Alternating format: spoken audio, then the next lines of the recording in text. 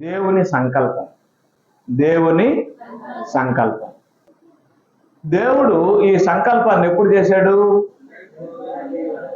జగత్తు పునాది వేయబడక మునిపే సంకల్పం చేశాడు. సంకల్పం అంటే ప్లాను.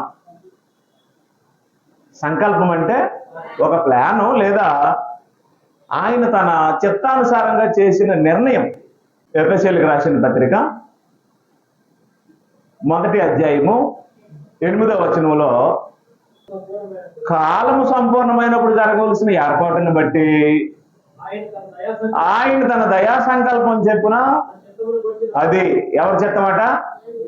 తన చిత్తమును గూర్చిన మర్మం అట. అది తన చిత్తమును గూర్చిన మర్మం మనకు తెలియజేసి మనము సంపూర్ణమైన జ్ఞాన వివేచము గలవారు అవునట్లు ఆ కృపను మన ఎడలు ఏం చేశాడు? విస్తరింపజేశాడు. అంటే మనకి వివరింపజేశాడు, తెలియజేశాడు.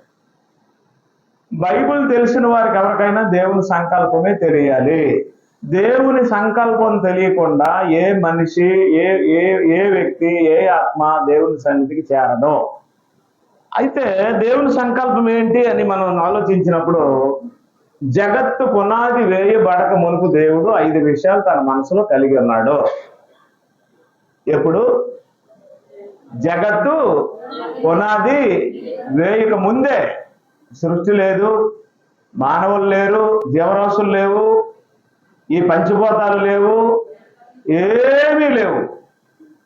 అలాంటి సమయంలో దేవుడు 5 విషయాలు ఆయన మనసులో కలిగి ఉన్నాడు. అది ఆయన నిర్ణయం, అది ఆయన స్వకీయ సంకల్పం, సొంత సంకల్పం, తన నిర్ణయం అన్నాడు దాన్ని. అప్పుడు ఆయన నిర్ణయంలో ఉండే 5 విషయాలు ఏంటి? 1, క్రీస్తు బలి. 2, క్రీస్తు బోధ. 3, క్రీస్తు ద్వారా దత్త స్వీకారం. 4, క్రీస్తు సంఘము. 5, క్రీస్తును పోలిన జీవితం. ఈ 5 విషయాలు క్రీస్తునందు దేవుడు నిర్ణయించాడు. ఎప్పుడు? జగత్తు పునాది ఇదే దేవుని సంకల్పం. అయితే ఇక్కడ ఒక ప్రాముఖ్యమైన విషయం మీరు గుర్తుంచుకోండి.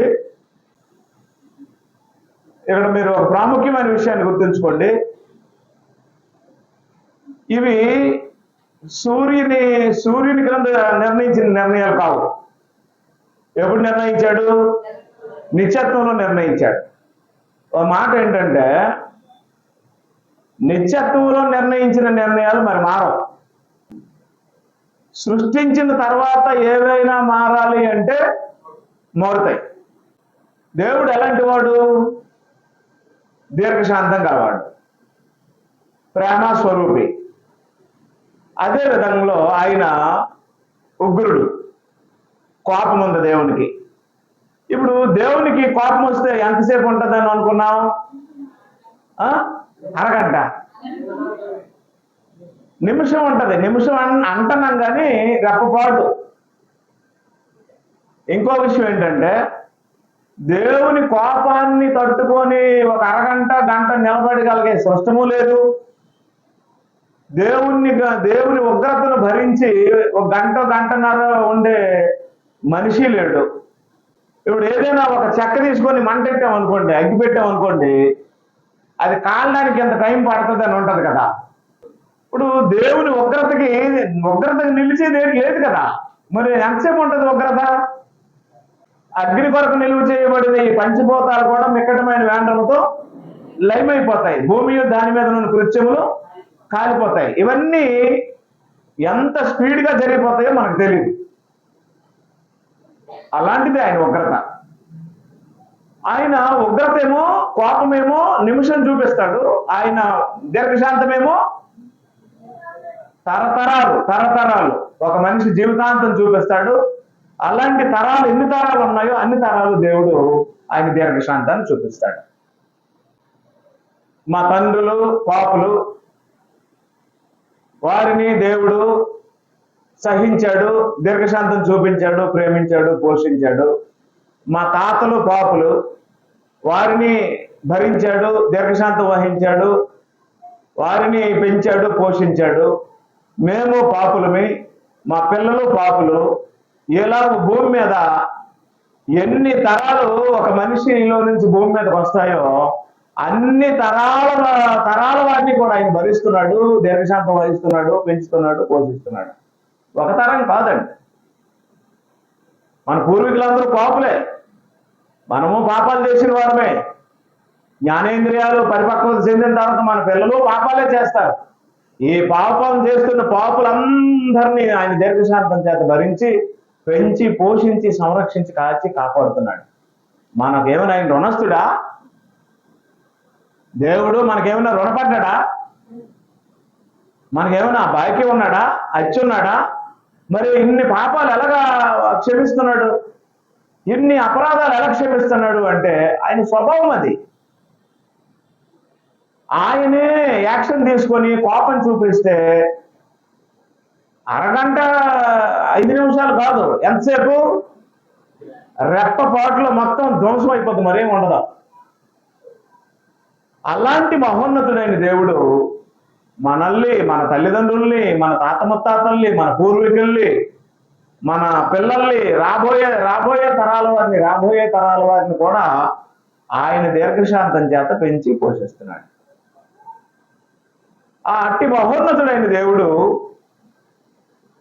ఈ భూమి మీద ఉన్నటువంటి మానవ జాతి పట్ల ఎంతో కృపను, కనికరము చూపిస్తున్నాడు. దీనికి గల కారణం ఏంటి అంటే ఆయన సంకల్పం.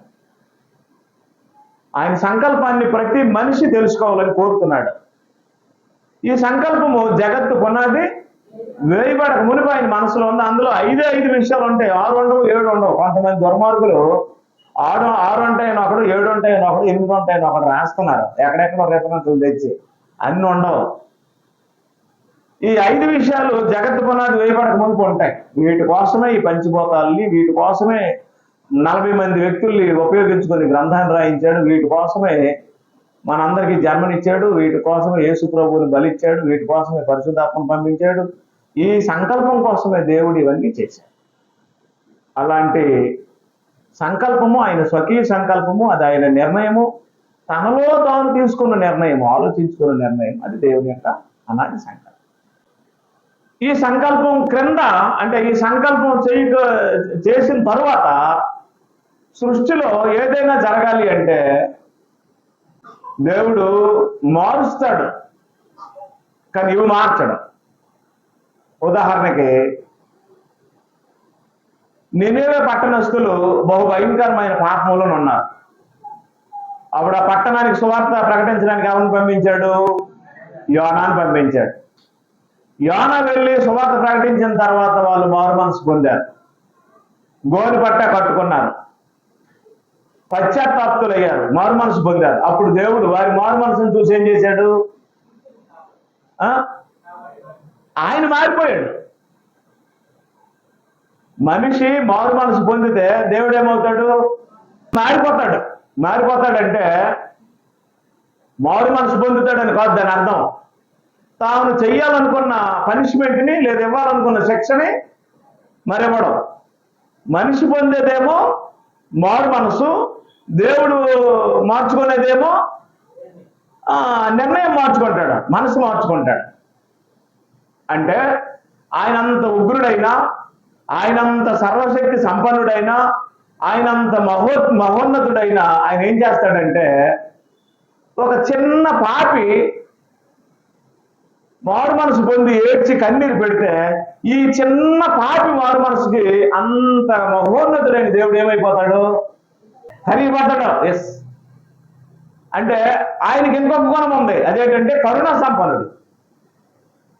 ఆయన పాపము రెప్పపాటున ఉంటది, క్షణమాత్రం ఉంటది. ఆయన దీర్ఘశాంతము తరతరములు ఉంటది. అంటే మీరు ఎన్ని పాపాలు చేశారో ఇప్పుడైనా సరే ఏడ్చి మారు మనసు పొంది దుఃఖపడి నేను తప్పు చేశాను తండ్రి, ఈ విషయంలో నీకు వ్యతిరేకంగా నీకు అనండి, వెంటనే ఆయన మనసు ఏమైపోద్ది? ఆయన మనసు కరిగిపోద్ది. కరుణ సంపన్నుడు. నినివే పట్టణాన్ని నాశనం చేయాలనుకున్నాడు. వాడు మారు మనసు పొందేసరికి ఆయన ఏమైపోయాడు? వెంటనే నిర్ణయం మార్చుకోడు. అప్పుడు ఆన అంటాడు, చంపుతావా వదులుతావా అంటాడు. హిజ్కియాకు పుండు పుట్టింది కదమ్మా. అప్పుడు హిజ్కియాకు పుండు పుట్టిన వెంటనే నువ్వు చచ్చిపోతావని దేవుడు యెషయాతో చెప్పించాడు కదా. దేవుడు ప్రవక్తను పంపించాడు, నువ్వు చచ్చిపోతావని చెప్పు అన్నాడు. ఇల్లు సర్దుకు అన్నాడు. అప్పుడు ఆయన మారు మనసు పొంది ఏడ్చి గోడ వైపు తిరిగి కన్నీరు కార్చాడు. నన్ను కరుణించవా, నాకు సహాయం చేయవా అని దేవుడు వేడుకున్నాడు. కన్నీరు కార్చి ఆ పుండుతో, ఆ బాధతో, ఆ పుండు రసి కారుతుంటే, చీము రక్తము కారుతుంటే గోడ వైపు తిరిగి ఏడ్చిన రాజును చూసి దేవుడు పశ్చాత్తాపుడై మనసు మార్చుకొని మళ్ళీ అదే ప్రవక్తను పంపించి 15 సంవత్సరాలు ఆయుష్ ఇచ్చానని చెప్పన్నాడు.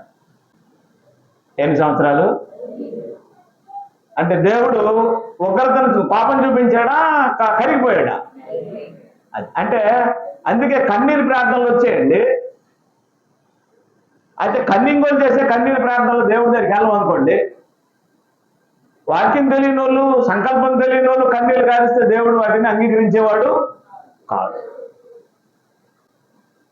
మన హృదయాన్ని చూస్తాడు ఆయన. కన్నీరుతో పాటు దేన్ని చూస్తాడు? మెత్తగా ఉందా, గట్టిగా ఉందా? కఠినమైన హృదయమా, కరుణగల హృదయమా, జాలిగల హృదయమా? అది ఎంత స్టేజ్లో ఉంది, దాని నిష్పత్తి ఏంటి అనేది హృదయాన్ని పరిశోధిస్తాడు దేవుడు. కనుక దయతో మీరు గుర్తుంచుకోండి, 15 సంవత్సరాలు ఆయుష్ ఇచ్చాడు. ఎవరికి? 15 సంవత్సరాలు అంటే సగటున 4,000 నెలకి పెన్షన్ అనుకోండి. సంవత్సరానికి ఎన్ని వేలు?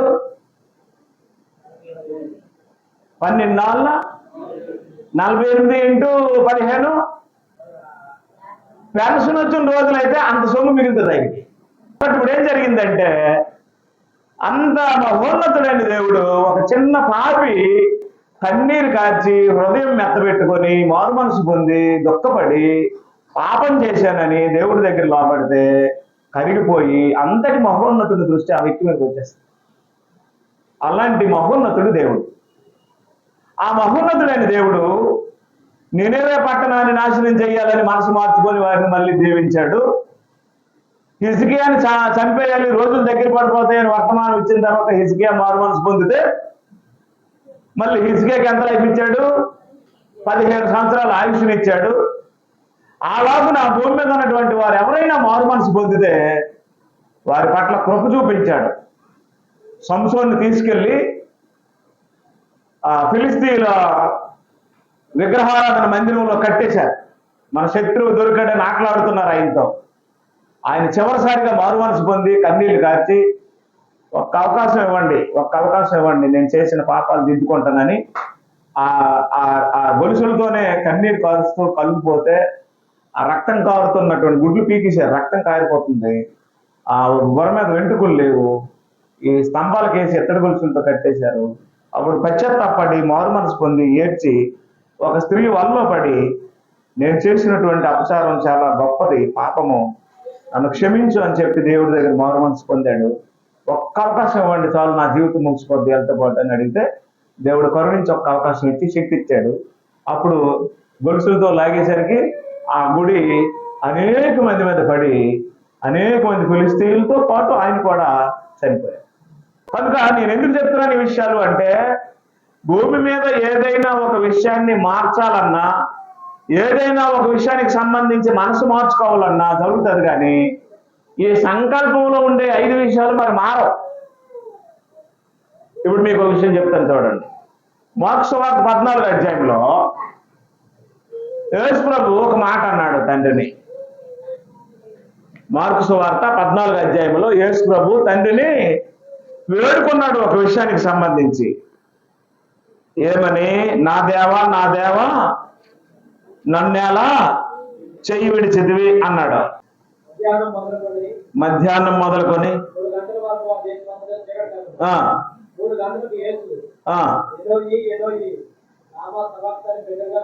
కేక వేసాను.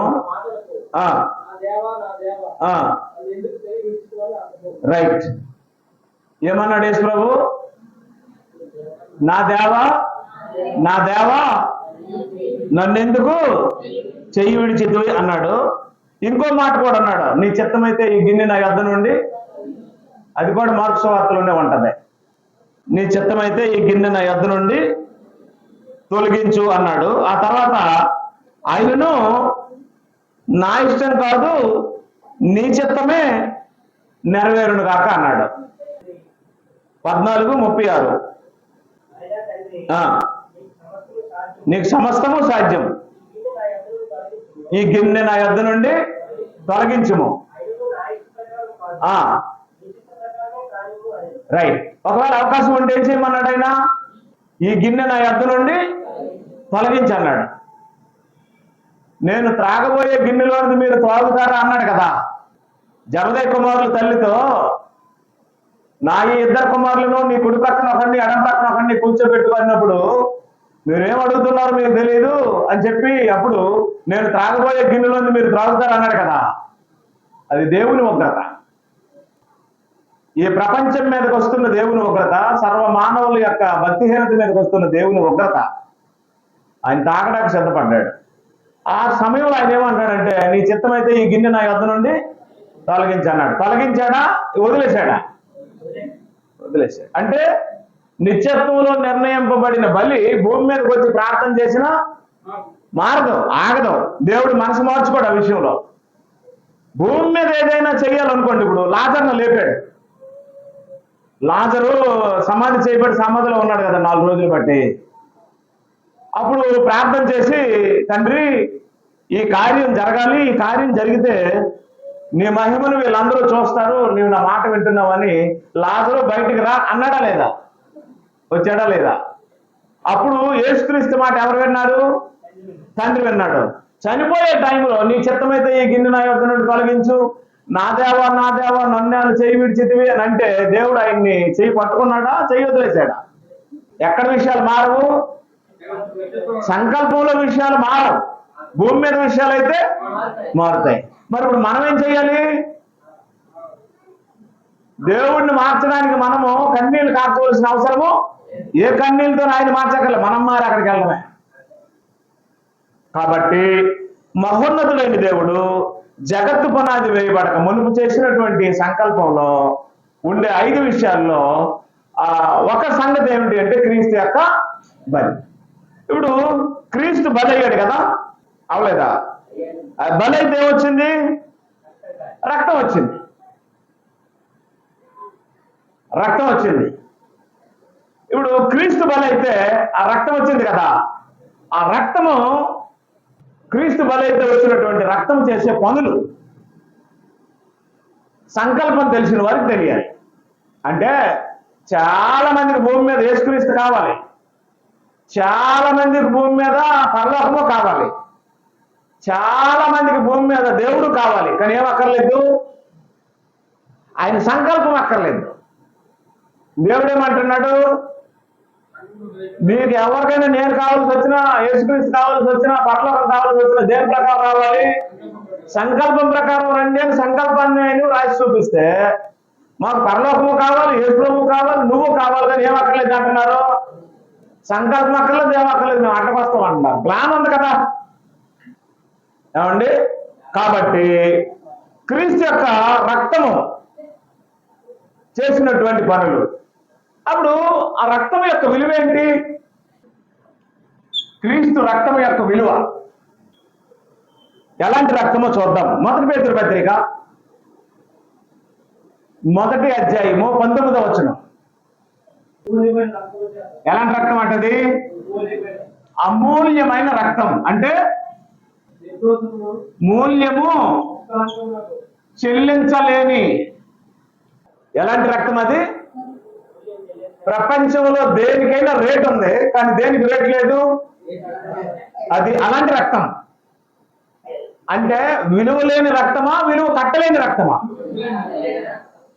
మన రక్తానికి విలువ ఉందో తెలుసా? శ్రీకాకుళంలో బ్లడ్ బ్యాంక్ ఉంది, విజయనగరంలో బ్లడ్ బ్యాంక్ ఉంది.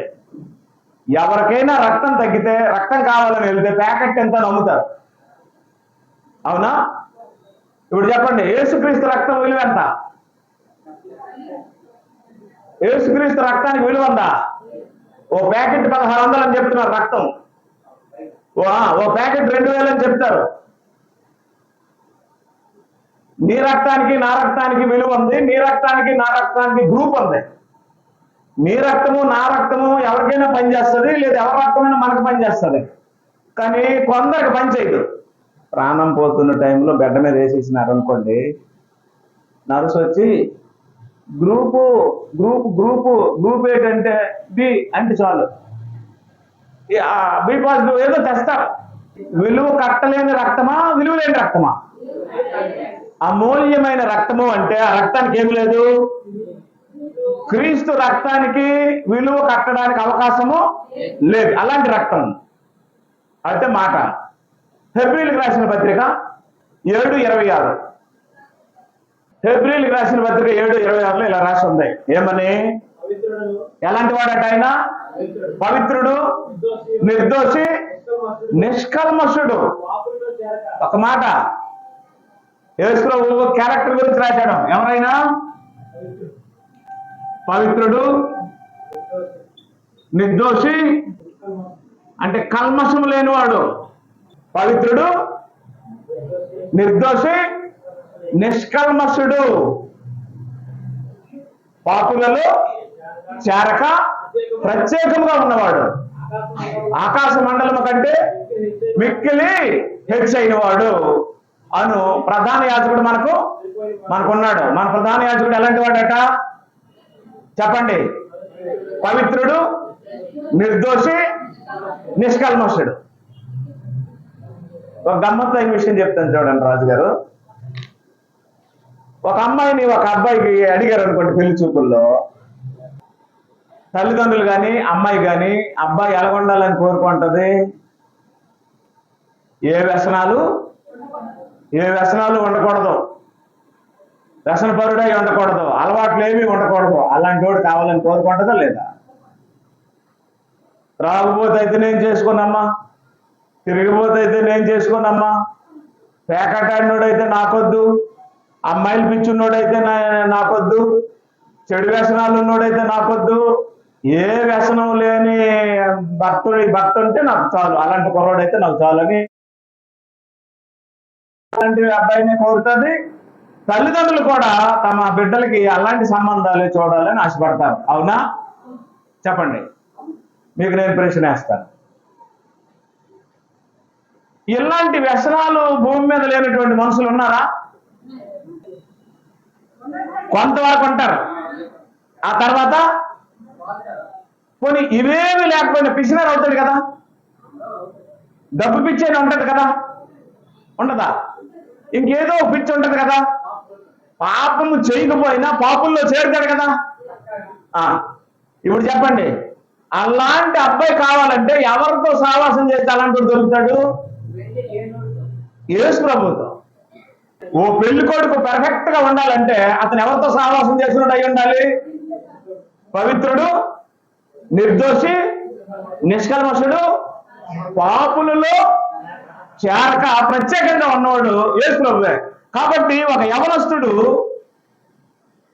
యవనస్తురాల్ని పెళ్లి చేసుకొని ఏ మచ్చ లేకుండా ఉన్నాడు అవ్వాలి అంటే ఆయన ఎవరితో సహవాసం చేయాలి? యేసు ప్రభుతో సహవాసం చేయాలి. యేసు ప్రభుతో సహవాసం చేస్తే తాగడం, సినిమాలకు వెళ్ళడం, అమ్మాయిలతో తిరగడం, పోకిరి వేషాలు వేయడం, బైక్ రైడింగ్లు చేయడం, రకరకాల వేషాలు వేయడం, నాటకాలు ఆడడం, డీజే డ్యాన్సులు వేయడం, ఎలాగంటాడు? యేసు ప్రభుతో సహవాసం చేస్తే ఎలాగంటాడు? అలాగే ఉంటాడు. అయితే ఈ లోకానికి అలాంటి అక్కర్లేదు. ఈ లోకానికి అలాంటి అక్కర్లేదు. ఎలాంటి కావాలట? వారు తయారు చేసే బ్రాండీని తాగిన వాళ్ళు కావాలి, వారు ప్రింట్ చేసే ప్యాకెట్లు కట్టంతో ఆడుకునే వాళ్ళు కావాలి, వారు తయారు చేసే డ్రగ్స్ ని లేదా నల్ల మందుని వారు తయారు చేసే ఈ మత్తు పదార్థాలను వాడిన వాళ్ళు కావాలి, అల్లరితో కూడిన ఆటపాటలలో ఉన్నవారు కావాలి. యేసు ప్రభువు ఆటలు ఎందుకు ఈ లోకానికి? ఎందుకంటే ఆయన పాపులలో చేరడు, పవిత్రుడు, నిర్దోషి, నిష్కల్మషుడు. ఆయన రక్తంలో ఎక్కడ చూసినా ఏ టెస్ట్ చేసినా ఏం కనపడదు? పాపం కనపడదు. అలాంటి వ్యక్తి యేసు ప్రభు. కాబట్టి ఇప్పుడు చెప్పండి, ఆయన రక్తం ఎలాంటిది? విలువ లేనిదా, విలువ కట్టలేనిదా? అది అలాంటి రక్తము ఆయన శరీరంలో ఉంది. హెబ్రీయులకు రాసిన పత్రిక 9వ అధ్యాయం 14వ వచనం. నిత్యుడొక ఆత్మ ద్వారా అంటే పరిశుద్ధాత్మ ద్వారా.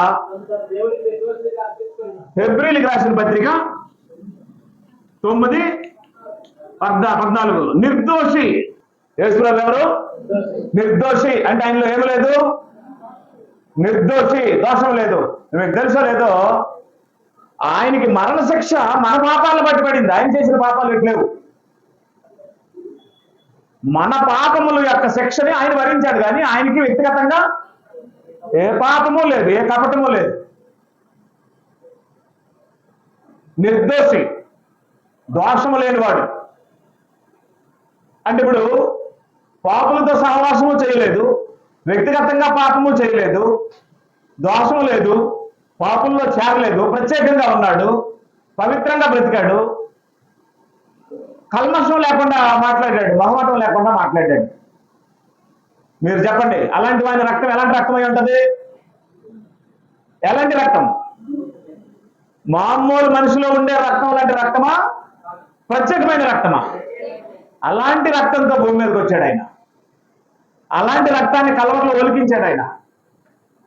ఆయన రక్తంలో పాపం చేరలేదు, పాపానికి ఆయన రక్తానికి ఏ సంబంధము లేదు. అలాంటి రక్తం ఆయన శరీరంలో ఉంది. అది మనుషులు ఎవరు విలువ కట్టి కొనలేనటువంటి రక్తం. ఆ రక్తంగా ఒక పాపికి దొరికితే అది పరిశుద్ధులైపోతాడు. ఆ రక్తాన్ని కానీ వినియోగించుకోవడం ఒక పాపికి కానీ అర్థమైతే వాడు ఎంత దుర్మార్గుడైనా సరే మారిపోతాడు. ఆ రక్తం కానీ ఒక త్రాగుబోతుకి దొరికిందంటే ఆ త్రాగు మానేస్తాడు. యేసు రక్తం ఒక వ్యభిచారికి దొరికింది అనుకోండి, వ్యభిచారం మానేస్తుంది. యేసు రక్తం ఒక దొంగకు దొరికింది అనుకోండి, దొంగ మారిపోతాడు. లేరా అలాంటి లేరా? ఎక్కడున్నారో మనలోనే ఉన్నారు. మనం మారలేదా? రిలీజ్ సినిమాలకు వెళ్ళే స్వభావం ఉండే స్వభావం మారిందా? మారలేదా? బ్రాంచ్ షాపులకు వెళ్ళే స్వభావం మారిందా? మారలేదా? చెప్పండి. ఉదయం 10 గంటలకు ఆరాధనకి వెళ్ళిపోయి సాయంత్రం 10 వెళ్ళిపోయే స్వభావం మారిందా? మారలేదా? బూతులు, తగువులు, గొడవలు, కొట్లాట్లు, అల్లర్లు, చిన్నదానికి పెద్దదానికి తగువులు, గొడవలు, మనశ్శాంతి లేకుండా ఉండడం అన్ని మారాయా? మారలేదా? ఎవరి రక్తం వల్ల? మీ బాబు రక్తం వల్ల, నా బాబు రక్తం వల్ల మనకు మార్పు అవసరాల. మన మార్పుకి కారణం ఎవరి రక్తం?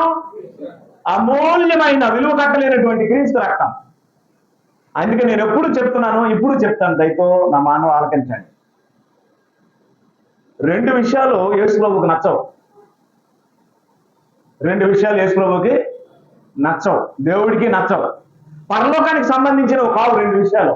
అవి మనలో ఉన్నాయి, మన ఇంట్లో ఉన్నాయి, మన మధ్యలో ఉన్నాయి. అవి యేసుప్రభువుకి, దేవుడికి, పరలోకానికి నచ్చవని మీకు అర్థమైతే ఇప్పుడు నేను చెప్పిన తర్వాత ఆ రెండింటిని డిలీట్ చేసేయండి. 1 అరుపులు ఇళ్లల్లో, 2 ఏడుపులు. అర్థం లేదా? ఒక ఇంట్లో ఏం వినపడకూడదు? అరుపులు వినపడకూడదు. అరుపులు దేవునికి అసహ్యం, యేసుప్రభువుకి అసహ్యం. అరకూడదు.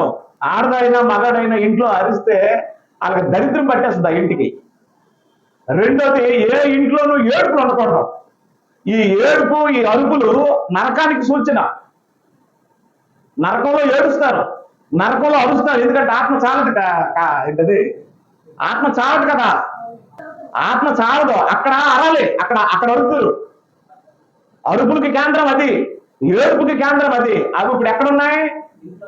ఇల్లంతా అరుస్తున్నారు. ఇప్పుడు ఆడవాళ్ళు అరుస్తున్నారు, కేకలేస్తున్నారు. మగవాళ్ళు అరుస్తున్నారు, కేకలేస్తున్నారు. ఆడవాళ్ళు ఏడ్చారు ఎన్నాళ్ళు, ఇప్పుడు మగవాళ్ళు ఏడుస్తున్నారు. మగవాడు ఏడకూడదా? మగవాడిని ఏడిపించకూడదా? ఏ మగాడిని ఏడిపించకూడదు. ఏడిపించడానికి పుట్టించలేదు స్త్రీలని. చెప్పాడు, స్త్రీలారా మీరు మీ స్వపురుషులకు లోబడి ఉండండి అని చెప్పాడు. ఏ మగాడు అరకూడదు, కేకలేయకూడదు. ఏ స్త్రీ ఆడకూడదు, కేకలేయకూడదు. ఈవెన్ పిల్లలు కూడా ఇంట్లో ఆడకూడదు. పిల్లలు ఏడ్చే పరిస్థితి వచ్చిన, అమ్మ నీకు ఏం కావాలో చెప్పే, నీకు ఐస్ క్రీమ్ డొక్కులెట్టి అతను ఏడకే తల్లి అనేసి దానికి ఏదో ముద్ద తీసి పడియాలి. ముందు ఏది కట్టియాలి? ఆ ఏడుపు కట్టించేయాలి. దేవుడికి ఏమి నచ్చవు? రెండు నచ్చవు. ఒకటి అరుపులు, మరొకటి ఏడుపులు. జాగ్రత్త. దేవుడికి నచ్చడం అంటే మీరేమనుకుంటారంటే మేమేంటి చొట్ల కాలుస్తున్నామా, మేమేంటి తోలుతున్నామా, మేమేంటి సినిమాలకు వెళ్తామా, షికార్లకు వెళ్తామా, మాలో ఏ తప్పులు ఉన్నాయని అనుకుంటారేమో, మాకు ఏ వ్యసనాలు లేవు అనుకుంటారేమో. వాటికంటే భయంకరమైనవి రెండు. దేవుని సన్నిధిలో ఉండి సేవకుడిగా చెప్తున్నాను, ఈ రెండు ఎవరిలోనైనా ఉంటే డిలీట్ చేసేది. ఆనందము, సంతోషము దేవునికి ఇష్టం. నవ్వుకొని ఉండాలి. ఇప్పుడు కూడా నవ్వుకొని ఉండమండి మా సేవకుడని పోలీసు పెట్టుకొని బొమ్మల్లాగా ప్రతిసారి అదే పని మీద ఉండకండి. సందర్భాన్ని బట్టి ఎప్పుడు మొహం ఎలాగొండాలి? నవ్వుకొని ఉండాలి, సంతోషంగా ఉండాలి, ఆనందంగా ఉండాలి. బైబిల్ చెప్పింది ఆనందంగా ఉండండి, సంతోషంగా ఉండండి. మళ్ళా చెప్తున్నాను, సంతోషంగా ఉండండి అని చెప్పి. యేసు రక్తంలో పాపం ఉందా? యేసు జీవితంలో పాపం ఉందా? యేసు ప్రవర్తనలో పాపం ఉందా? యేసు ఆలోచనలో పాపం ఉందా? పాపం ఉండడానికి ఆయన ఈ లోకంలోనికి పాపం చేయడానికి వచ్చే మనిషి కాదు, పాపం తీయడానికి వచ్చే మనిషి. అలా పాపం తీయడానికి వచ్చే ఆయన ఏం చేశాడు అంటే ఆయన రక్తం యొక్క ప్రభావాన్ని బట్టి పాపులమైన మనల్ని మార్చాడు. నేనే మారాను, ఆయన రక్తాన్ని బట్టి మారాను. ఇంకొక శక్తి నన్ను మార్చలే. ఇక్కడున్న అనేక మంది మారారు. ఇంకెవరి ప్రభావం వల్ల మారల, క్రీస్తు రక్తం యొక్క ప్రభావం వల్ల మార్పులు వచ్చాయి మనలో. అలాంటిది ఆయన రక్తం.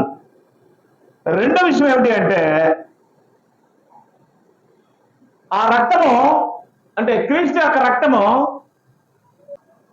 పాపాలని క్షమిస్తుంది, పాపాలని కడుగుతుంది.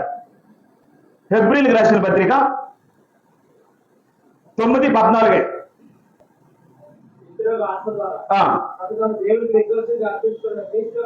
నిర్జీవ క్రియలను విడిచి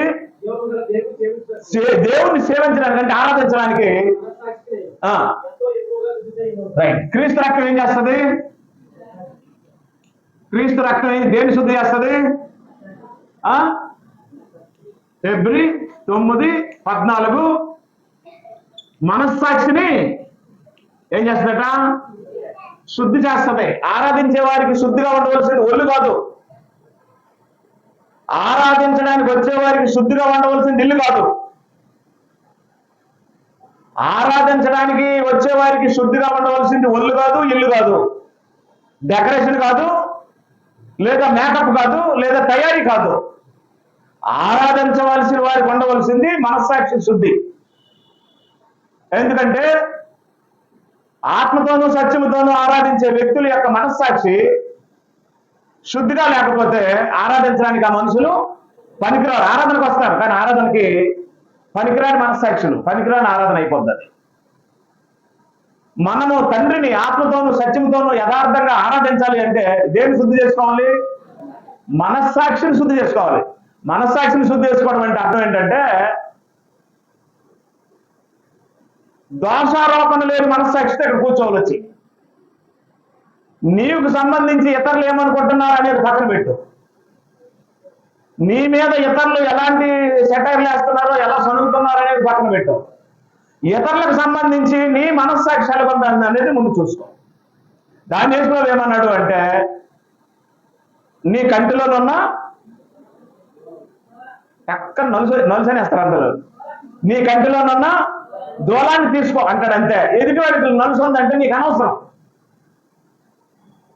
వాడు తీసుకుంటాడో తీసుకోడో, పులుపుకుంటాడో, ఎక్కువ చేసుకుంటాడో, ఏం చేసుకుంటాడో మీకు అనవసరం. నీ కన్ను తేటగా ఉంటే ఎదుటి వాడి కన్ను శుభ్రంగా కనిపిస్తుంది అని చెప్పి ఏం చెప్పాడు అంటే మనస్సాక్షిని శుద్ధి చేసుకోండి. అంటే ఆరాధించడానికి వచ్చే నీవు సమాధానం లేకుండా వచ్చినా, ఆరాధించడానికి వచ్చే నీవు మనస్సాక్షి శుద్ధి లేకుండా వచ్చినా, ఆరాధించడానికి వచ్చిన నీవు పాపపు స్వభావంతో వచ్చి కూర్చున్నా ఆ ఆరాధన ఆ రోజు చెల్లదు. తాగి వచ్చినా, వ్యభిచారం చేసి వచ్చినా, పిసినార్తనంతో వచ్చినా, సమాధానం లేక వచ్చినా, పోట్లాడుకొని వచ్చినా ఆ ఆరాధన దేవుడు ఆ రోజు అది అంగీకారంగా తీసుకోడు. అయితే మనం మాత్రం అందులో కలిసిపోతాం అందరితో పాటు. ఆ కానుక వేస్తాం కదా, ఆ కానుక కూడా దేవుడు మనస్ఫూర్తిగా ఆనందంతో స్వీకరించడు. కాబట్టి మన సమస్యలు, మన గొడవలు, మన ఈర్షలు, మన కక్షలు, మన తాలూకా తలంపులన్నీ పక్కన పెట్టి దేవుణ్ణి ఆరాధిస్తున్నాం అనే భావంతో క్రీస్తు రక్తం దగ్గరికి వస్తే క్రీస్తు రక్తము మనల్ని పవిత్రులుగా చేస్తుంది. ఏ జలము మానవుడిని పరిశుద్ధుడిగా చేయలేదు. యేసు రక్తమే పరిశుద్ధుడిగా చేస్తుంది. కాబట్టి మనస్సాక్షి శుద్ధి లేకుండా ఆరాధించేవాని యొక్క ఆరాధన దేవుడు అంగీకరించడం. ఎదుటివారి లోపాలు చూస్తూ తన లోపాలు మరిచిపోయేవాడి ఆరాధన దేవుడు అంగీకరించడం. ఎదుటివారిని ఎప్పుడూ విమర్శించి ఎదుటివారి మీద నిందలేసేవారిని దేవుడు అసహ్యించుకుంటాడు. ఎందుకంటే ఏ విషయంలో ఎదుటివారికి తీర్పు తీరుస్తున్నావో అవే నీలోనూ ఉంటాయి. ఇక ప్రత్యేకంగా ఎదుటివారికి తీర్పు తీర్చిన ఎలా అన్నాడు. ఎఫెసీయులకు రాసిన పత్రిక 1వ అధ్యాయం 7వ వచనం. ఎఫెసీయులకు రాసిన పత్రిక 1వ అధ్యాయము 7వ వచనం. దేవుని కృపా మహదైశ్వర్యమును బట్టి ఆ ప్రియుని యందు ఆయన రక్తము వలన రైట్ 1:7 అపరాధాలకు ఏం కలిగిందట? క్షమాపణ కలిగింది. అపరాధం చేశావు, క్షమాపణకి ఎక్కడ ఆధారం లేదు. యేసు రక్తమే క్షమిస్తుంది. యేసు రక్తమే పాపాల నుండి విడుదల చేస్తుంది. యేసు రక్తాన్ని బట్టి మనస్సాక్షి శుద్ధి చేయబడుతుంది. మనస్సాక్షి ఉందని లోపల గ్రహించిన వాడు దేనికైనా దండం పెట్టేస్తాడు. లోపల మనస్సాక్షి ఉందని గ్రహించిన వాళ్ళు దేని మీదైనా ప్రమాణం చేసేస్తారు. మనస్సాక్షి లోపల ఉందని గ్రహించిన వాళ్ళు ఏదైనా చేసేస్తారు. నోటు గడ్డు ఆపు, పెద్దలు ఏమంటారంటే ఉప్పు కారం ఉండదానికి. కాబట్టి దయతో మీరు గమనించండి, అట్టి పరిశుద్ధమైనటువంటి రక్తము, అమూల్యమైనటువంటి రక్తము ఏం చేస్తుంది అంటే మనస్సాక్షిని శుద్ధి చేసి అపరాధాలు క్షమిస్తుంది.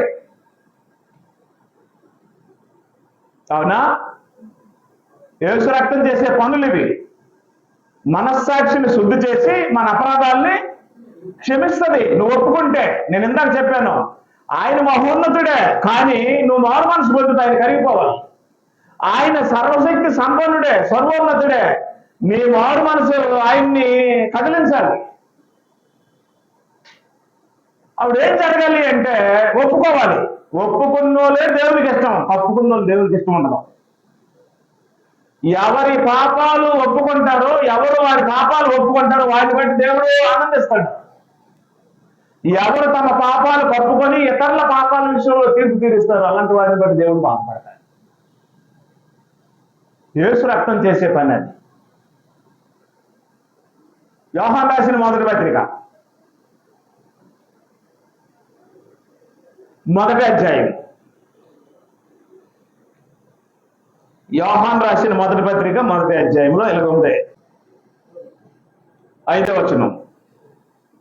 మేము ఆయన వలన విని మీరు ప్రకటించిన వర్తమానం ఏమనగా దేవుడు వెలుగై ఉన్నాడు, ఆయన చీకటి ఎంత మాత్రం లేదు. ఆయనతో కూడా సహవాసం గలవారమని చెప్పుకుని చీకటిలో నడిచిన ఎడలా మనం అబద్ధమాడుతూ సత్యం జరిగింపు పొందుమైతే ఆయన వెలుగులో ఉన్న ప్రకారం మనమును వెలుగులో నడిచిన ఎడలా మనము అన్యోన్య సహవాసం గలవారమై ఉందము. అప్పుడు గుర్తుంచుకోండి, అప్పుడు ఎప్పుడు ఆయన వెలుగులో ఉన్నాడు, నేను వెలుగులో ఉంటానని నిర్ణయించుకున్నప్పుడు, ఆయనతో నేను సహవాసం చేస్తానని తీర్మానం చేసుకున్నప్పుడు, ఆయనతో నేను కలిసి నడుస్తాను అని నువ్వు నిర్ణయం తీసుకున్నప్పుడు యేసు రక్తము, ఆయన కుమారుడైన యేసు రక్తము ప్రతి పాపము నుండి మనల్ని పవిత్రులుగా ఎప్పుడు నువ్వు నిర్ణయం తీసుకుంటే యేసు రక్తం నీ పక్షాన్ని పనిచేస్తుంది. 1 యోహాను పత్రిక 1వ అధ్యాయము 5వ వచనం నుండి అప్పుడు ఎప్పుడు దేవుని సహవాసానికి నిన్ను నడిపిస్తుంది. బాప్తిస్మం తీసుకున్న తోనే యేసు రక్తంతో మనకు పని అయిపోలేదు. మనం బ్రతుకుతున్నాం, బలహీనతలతో ఉన్నాం, శరీరంతో ఉన్నాం, లోకంలో ఉన్నాం, పాపలోకంలో ఉన్నాం. కాబట్టి మనం అంగీకరింపబడాలి, దేవునితో నడాలి, దేవుని సహవాసంలో ఉండాలి, వెలుగులో ఉండాలి, జీవాన్ని సంపాదించాలి అంటే నిర్ణయం తీసుకుంటే అప్పుడు యేసు రక్తము ఏం చేస్తుందట? ప్రతి పాపాన్ని క్షమిస్తుంది.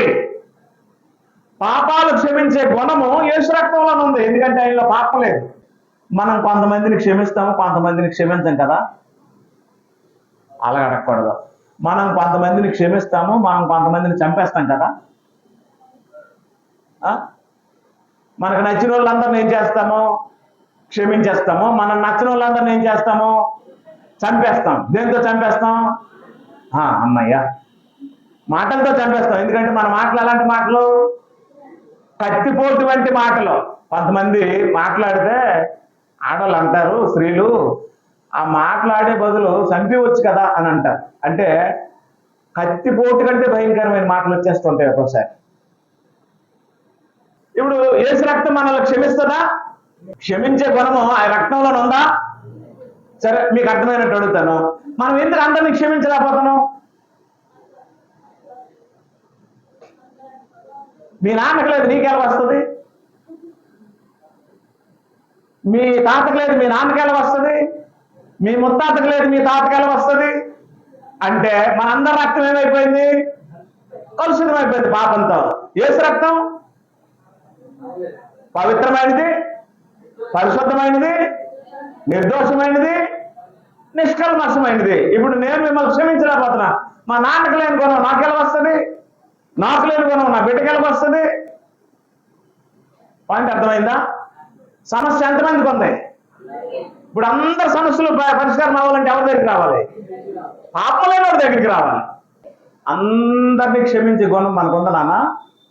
క్షమించగలమా? నువ్వు క్షమించలేవు, నీకు పుట్టిన నేను క్షమించలేను, నాకు పుట్టిన నా కొడుకు క్షమించలేడు. నీ పాపాలు, నా పాపాలు, నా కొడుకు పాపాలు, నా కొడుకు పాపాలు క్షమించే స్వభావం ఎవరి రక్తంలో ఉంది? అది క్రీస్తు రక్తానికి ఉన్న పవర్. ఫిబ్రవరికి రాసిన పత్రిక 12:24.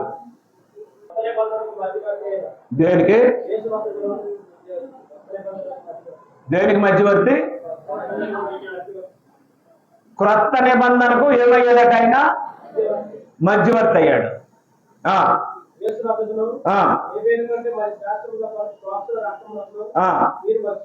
రైట్, ఎక్కడికి రావాలి? యేసు రక్తము దగ్గరకు రావాలి. అమ్మా, క్రొత్త నిబంధనకు మధ్యవర్తి యేసే కదా. చెప్పండి, ఇప్పుడు కొత్త నిబంధన దేంతో చేశాడు? ఆయన రక్తంతో చేశాడు. ఇప్పుడు యేసు దగ్గరికి రావాలంటే ఎక్కడికి రావాలి? క్రొత్త నిబంధన దగ్గరికి రావాలి. అలా రాసుకోండి. యేసు దగ్గరికి రావాలి అంటే కొంతమందికి ఎలాగ అర్థమైందంటే గిరజాలతో ఉన్న ఫోటో కట్టించేస్తారు కదా. గిరజాలతో ఉన్న ఫోటో కట్టించేసి, మీకు గిరజాల వరకు ఎందుకు? ఇప్పుడు నా డ్రెస్ చూడండి, ఏ కలర్లో ఉంది? కల్లారు చూసి వెళ్ళి పడుకోండి, తెల్లారి కళ్ళలోకి వస్తాం. ఈ తెల్ల డ్రెస్ తెల్లారి ముందు కళ్ళలోకి వచ్చేసరికి మీకు ఏమనిపించేది తెలుసా? ఏమండి నాకు తెల్లగా ఒక కళ వచ్చిందండి అనేసరికి ఊరిపోయి ఆ దెయ్యం గల అనాలి పక్కన ఉన్నాడు. తెల్లగొచ్చి దెయ్యం ఏంటండి, దేవుడే వచ్చినట్టు ఉందండి అనేస్తారు. ఎవరి కాళ్ళలోకైనా వచ్చాను అనుకోండి, ముఖం అలికినట్టు ఉంటది. ఈ వైట్ని చూసి ఏమనుకుంటున్నారు? దేవుడు పరిశుద్ధాత్మ ఎవరో మా కళ్ళలోకి వచ్చేసాడని 10 మందికి చెప్పారు. ఆ వాక్యం తెలియని వాళ్ళు బలపెట్టేస్తున్నారు, దేవుడు నీకు కనపడ్డాడు అనేసి. బైబిల్లోనేమో ఏ నరుడు ఎప్పుడు దేవుడిని చూడలేడు, దేవుడు అదృశ్యుడని రాశాడు. ఎందుకంటే దేవుడే దేవుడు తప్ప ఏ మానవుడిని ఏమనకూడదు, మానవుల్ని ఏమనకూడదు, దేవుడు అనకూడదు. దేవుడే దేవుడు. రైట్, ఇప్పుడు యేసు వద్దకు రావాలంటే ఎక్కడికి రావాలి? ఫోటో దగ్గరికి వెళ్ళాలా? పౌరాల దగ్గరికి వెళ్ళాలా? ఎవరి దగ్గరికి వెళ్ళాలి? క్రొత్త నిబంధన దగ్గరికి వెళ్ళాలి. చూడండి, 1 కొరింథీ పత్రిక 11:25. 1 కొరింథీ 11:25.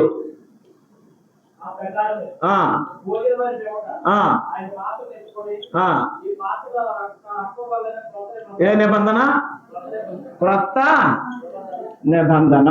ఇప్పుడు చెప్పండి, యేసు వద్దకు వెళ్ళడము అంటే ఎక్కడికి వెళ్ళడము? ఇది పౌలు చెప్పరా? ఎవరు చెప్పారు? యేసు ప్రభువే పౌలుకి చెప్పాడు. అప్పుడు పౌలు రాశాడు పరిశుద్ధాత్మ ప్రేరణ చేత. ఇది నా రక్తము వలనైనా రైట్. ఇప్పుడు ఈ క్రొత్త నిబంధన దగ్గరికి వెళ్తేనే ఎవరి దగ్గరికి వెళ్ళినట్టు? యేసు దగ్గరికి వెళ్ళినట్టు.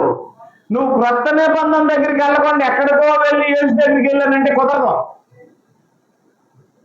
ఇవాళ అనేక మంది ఆరాధనలకు వెళ్ళి ఆదివారం ఎక్కడికి వెళ్ళిపోతున్నారు?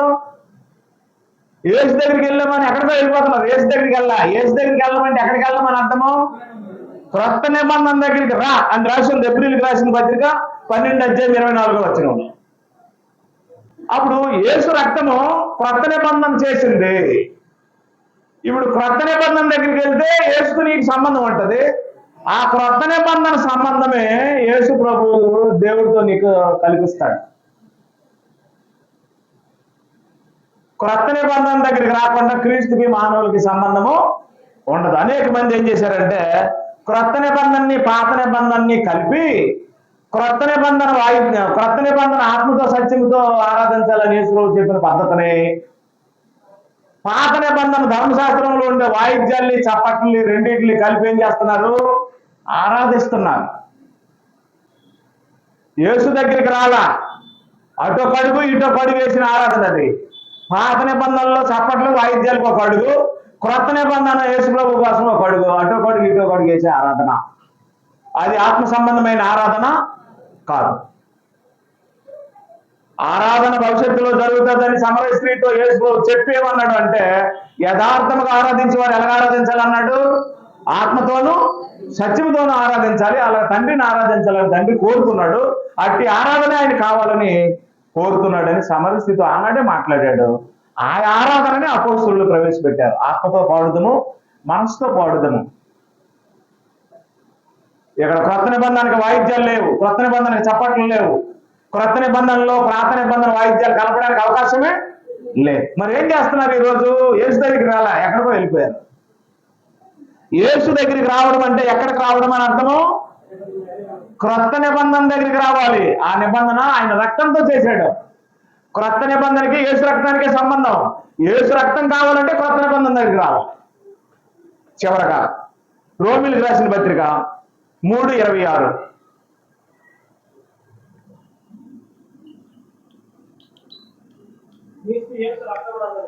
ఎవరు రక్తం అన్నాడు? మళ్ళీ క్రీస్తు యేసు రక్తం అందరి విశ్వాసం ద్వారా ఆయనను కరుణాధారముగా రైట్ కరుణాధారమయ్యాడు.